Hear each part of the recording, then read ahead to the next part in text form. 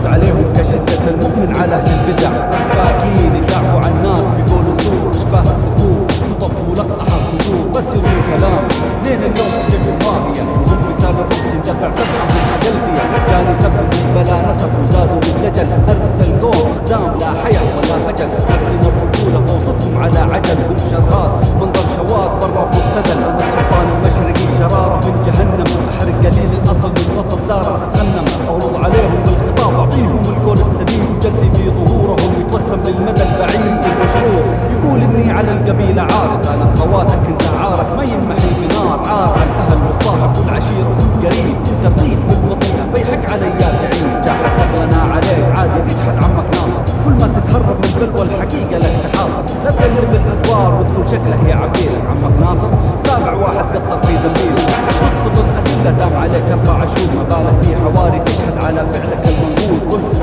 من واجب السكر قدمتها نصيحة وردة فعلك اعترافك باللي فيك من فضيحة. تقول في كل حارة عندكم مركز وانت اي مكان تطلبه تطلع منه بأفغاز وانت اعرق شخص قدر منزوع الصاجة اللي زيك جوة الحارة يسهل استخراجه. والمشتاقة تسأل ليش ناخذ 3 شهور معليش يا طيب احنا في أزمة غلاء وبور كف الزعل والعتاب لو تأخرنا في تعريفك أعرفك خبيث الطبع مازوق في تصنيفك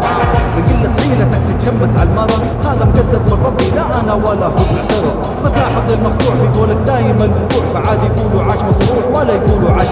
جيب الدين اللي يقول اللعبة صايمة هي من قفلة الغشامة من حكم عليك الجيب دايما نفطر عليكم والسفرة دايما ونشبع العرب من لحمك يا غنيمة الصيد وانا المفروض بكلمة اللي يقول لها نقيض في جلد الذات وجلد المخروم دايم يستفيض يأشر عليه ويقول بنت البلد عيب يا ولد ولا شكل بنت البلد مستمتع بالتنفيذ غشيم ما يدري عن سباته وين متجهة زي اللي يدخل في السماء والتفلة ترجع في وجهه خويه له نصيب من المذمة يبنشوا بعض بقولهم وعدهم الشرف وساعة ذمة وعدهم الردين وباقي وعد في محله بكرمه بالجد انا مبسوط بمحله به بالمذلة صحيح يا خادم يخدم فيه وهو اكبر مثال